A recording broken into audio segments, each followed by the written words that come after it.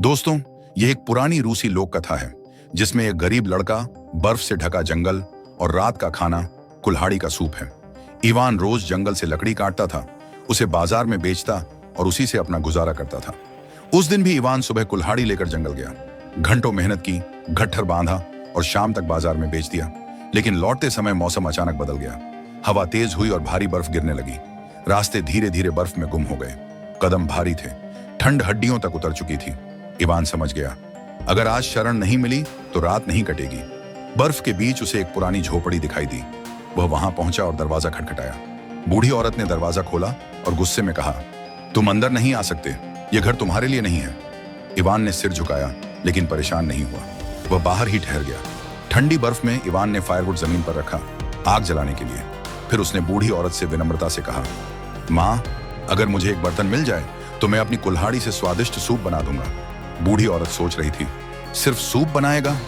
लेकिन उसके दिमाग में जिज्ञासा और लालच दोनों थे। वह सोच रही थी, यह आदमी कुल्हाड़ी से सूप कैसे बनाएगा?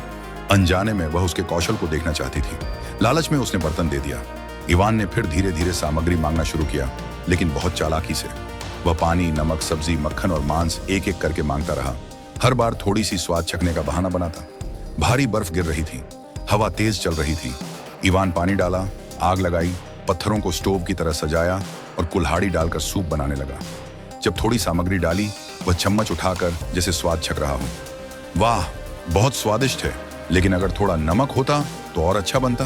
बूढ़ी औरत सुनकर अपनी लालच और उत्सुकता में नमक दे दिया। इवान फिर मिलाकर पकाया, फिर छककर बोला, थोड़ी सब्जी डाल दूं तो स्वाद बढ़ जाएगा। बूढ़ी औरत ने सब्जी दी। अगर थोड़ा मक्खन डाल दूं तो सूप और मुलायम और स्वादिष्ट होगा। बूढ़ी औरत मक्खन भी दे गई। अंत में थोड़ी मांस और हड्डी डाल दूं तो सूप पूरी तरह बन जाएगा। लालच जीत गया, मांस भी दे दिया। बूढ़ी औरत झोपड़ी के दरवाजे से चुपचाप देखती रही।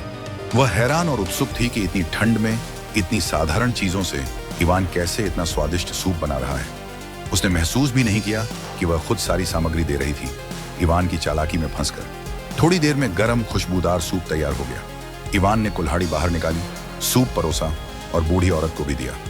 बूढ़ी औरत ने सूप चखा और बहुत खुश हुई। दोनों ने साथ में सूप का आनंद लिया और पूरी तरह सूप खा लिया। फिर मुस्कुराकर इवान बोला, कुल्हाड़ी अभी पूरी तरह पकती, लेकिन अब मुझे जाना होगा। वह अपनी कुल्हाड़ी उठाकर बर्फ में खो गया। बूढ़ी औरत कई दिनों तक सोचती रही। वह कभी समझ नहीं पाई कि इवान ने केवल कुल्हाड़ी से इतना स्वादिष्ट सूप कैसे बनाया। उसकी चालाकी और बुद्धिमत्ता ने उसके लालच को मात दी और वह हमेशा उसकी चतुराई पर हैरान रही। अंतिम सीख, अकल लालच से हमेशा आगे रहती है।